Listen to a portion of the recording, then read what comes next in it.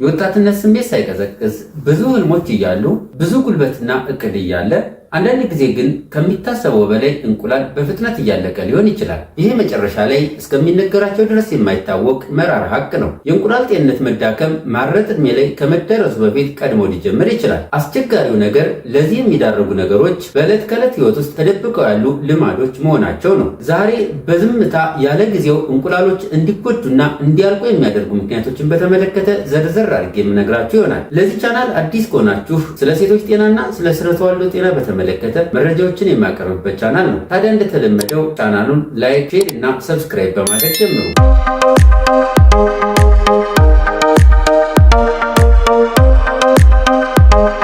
ሰላም ውድ ቤተሰቦች፣ ዶክተር መሰለ ነኝ፣ የጽንስና ማህፀን ስፔሻሊስት ሐኪም። አንዲት ሴት ልጅ ስትወለድና ካደገች በኋላ ሊኖሯት የሚችሉትን የእንቁላል መጠኖች የተመለከተ አነስ ያለች መረጃ ልስጣችሁ። አንዲት እናት ሴት ልጅ በምታረግዝበት ጊዜ በማህፀኗ ውስጥ እያለች በጣም ብዙ እንቁላሎች የሚኖሯት ሲሆን ይህም ከፍተኛው እንቁላል 5 ወር አካባቢ እናቷ ሆድ ውስጥ እያለች የሚኖራት ሲሆን ልክ እንደተወለደች ከ1 እስከ 2 ሚሊዮን የሚደርሱ እንቁላሎች ይኖራታል። ታዲያ ይህ ከ1 እስከ 2 ሚሊዮን የሆነው እንቁላል አብሯት የሚቆይ ሳይሆን አብዛኛው እየሟሸሸ እየጠፋ የሚያልቅ ሲሆን ልክ ሪፕሮዳክቲቭ ኤጅ ዴይ በሚደርስበት ጊዜ ወይም ደግሞ ለአቅመ ሔዋን በሚደርስበት ጊዜ በአማካይ ከ300 እስከ 400 ሺህ እንቁላሎች የሚቆሯት ሲሆን እነኚህ እንቁላሎች በየወሩ አንድ እንቁላል እየተመረጠ የወር አበባ ዑደት እንዲቀጥል የሚያደርግና እንዲሁም አጋጣሚ ከተገኙ እርግዝና እንዲፈጠር እያደረገ በዚህ ሂደት የምትቀጥል ሲሆን እነኚህ ከ300 እስከ 450 ሺህ የሚደርሱ እንቁላሎች በጊዜ ሂደት ጥራታቸውም መጠናቸውም እያነሰ የሚሄድ ይሆናል። የሴቶች እድሜ እየጨመረ ሲሄድ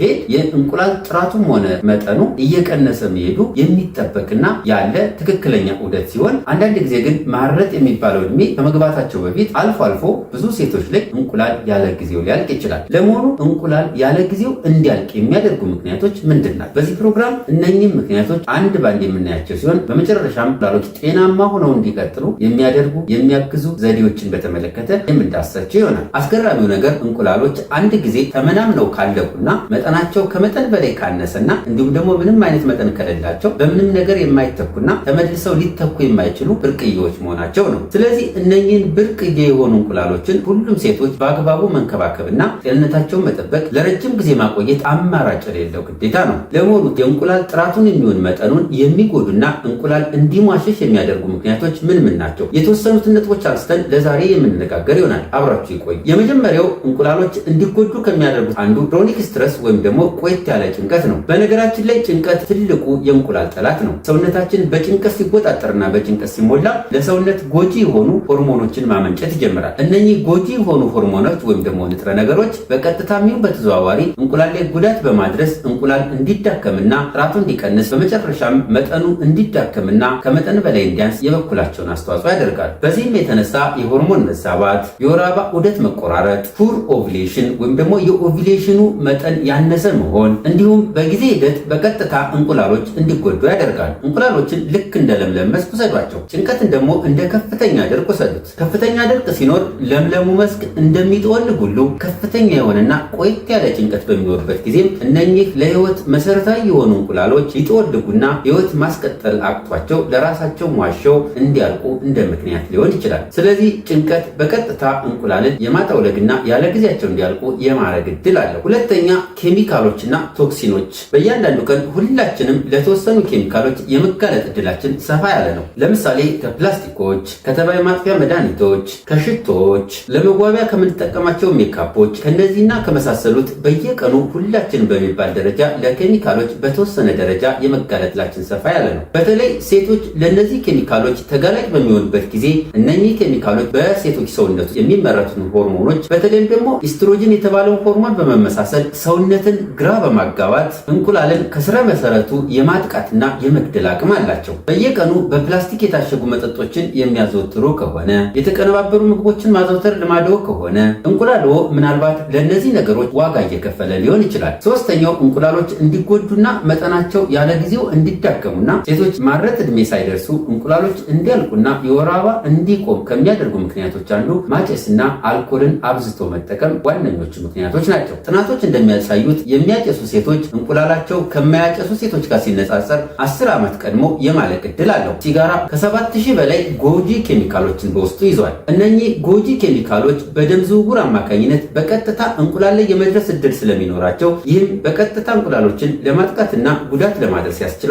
ማጨስና አልኮል መጠጣት የእንቁላል ዲኤንኤ ላይ ጉዳት በማድረስ እንቁላሎች እንዲጎዱ ያደርጋል። በነገራችን ላይ ይሄ ማርገዝ ያለመቻል ችግር ብቻ ሳይሆን ሴቶች ጤናማ ልጅ እንዳያረግዙ ሊያደርግም ይችላል። ያም ማለት የሚያጨሱና አልኮልን አብዝተው የሚጠቀሙ ሴቶች እርግዝና ተሳክቶላቸው ቢያረግዙም እንኳ ጤናማ ያለመሆን ዕድሉ ከፍ ያለ ነው ማለት ነው። ያ ማለት የተለያዩ የአፈጣጠር ችግሮች ሊያጋጥሙት ይችላሉ። የሚያጨሱና አልኮልን አብዝተው የሚጠቀሙ ሴቶች እርግዝና ከማቀዳቸው አስቀድመው ጽንስና ማህፀን ስፔሻሊስት ሐኪሞችን በማማከር አስፈላጊውን ጥንቃቄ በማድረግ ከነዚህ አላስፈላጊ የሆኑ የአፈጣጠር ችግሮችን ለመከላከል ጥረት ማድረግ ይኖርባቸዋል። በነገራችን ላይ በቀጥታ ማጨስ ብቻ ሳይሆን ከሚያጨስ ሰው ጋር አብሮ መኖርም ወይም ደግሞ ፓሲቭ ስሞከር መሆንም በጊዜ ሂደት እንቁላሎች እንዲጎዱ ሊያደርግ ይችላል። ሌላኛው እንቁላሎች እንዲጎዱ ከሚያደርጉ ምክንያቶች አንዱ ደግሞ ጤናማ ያልሆነ አመጋገብ ነው። ለሁሉም ሰው የተመጣጠናና ናቹራል ኦር ደግሞ ኦርጋኒክ የሆኑ ተፈጥሯዊ የሆኑ ምግቦችን ባላንስድ አድርጎ አመጣጥኖ መመገብ ለሁሉም ሰው ጤንነት እጅግ በጣም ይመከራል። በተለይ ደግሞ ሴቶች የእንቁላላቸውን ጤንነት ከመጠበቅ አንጻር ያልተመጣጠኑና ትክክል ያልሆኑ ምግቦችን በሚያዘወትሩበት ጊዜ በቀጥታ ይሁን በተዘዋዋሪ እንቁላላቸው ላይ ጉዳት ሊያጋጥም ይችላል። እያንዳንዷ የምንጎርሳት ምግብ ከጤንነታችን፣ ከነገ ተስፋችን፣ ምናልባትም የነገ ልጆቻችን ላይም መሰረት ሊሆን ይችላል። በተለይ እነኚህ ምግቦች የሚያዘወትሩ ሴቶች እንቁላሎቻቸው በቀጥታ ሊጎዱ ይችላል። ጣፋጭ ነገሮችን አዘውትሮ መጠቀም፣ በተለይ ስኳርንና ሌሎች ጣፋጭ ነገሮችን ማዘውተር፣ ጃንክ ፉዶችን በብዛት መውሰድ፣ ጤናማ ያልሆኑ ቅባቶችን መጠቀም፣ ለምግብነት ማቆያ የሚያገለግሉ ወይም ደግሞ ፕሪዘርቫቲቭ ያለባቸው ምግቦች በብዛት መጠቀም፣ እነኚህ ምግቦች የሚያዘወትሩ ሴቶች ሰውነታቸውን በማጨናነቅ ጎጂ ኬሚካሎችን በመልቀቅ በቀጥታ እንቁላል እንዲጎዳ ሊያደርጉ ይችላሉ። ስለዚህ ሴቶች ከነኚህ ምግቦች መራቅና አመጋገባቸውን ማስተካከል፣ ተፈጥሯዊ የሆኑ ምግቦች ላይ ቢያዘወትሩ የእንቁላላቸውን ጤንነት ከመጠበቃቸውን በተጨማሪ ሌሎች መሰረታዊ የሆኑ የጤና ጥቅሞችን ያገኛሉ።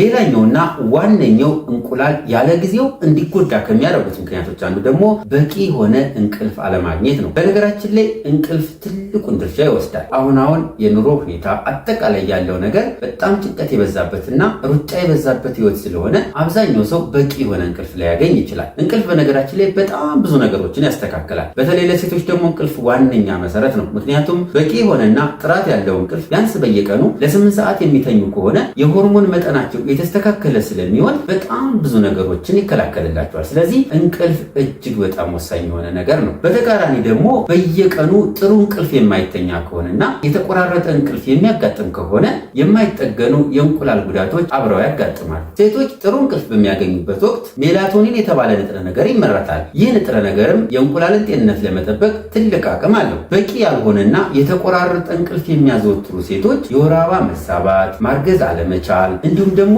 ያለ ጊዜው የወር አበባ መቅረትና ልጅ ያለማርገዝ እድል ሊያጋጥማቸው ይችላል። በነገራችን ላይ ጥሩ እንቅልፍ ሰውነትን የመጠገን አቅም አለው። በመጨረሻም እንቁላል እንዲጎዳ ከሚያደርጉት ሌሎች ምክንያቶች ደግሞ ሌሎች የህክምና ችግሮች፣ ብዙ አይነት የህክምና ችግሮች ይኖራሉ።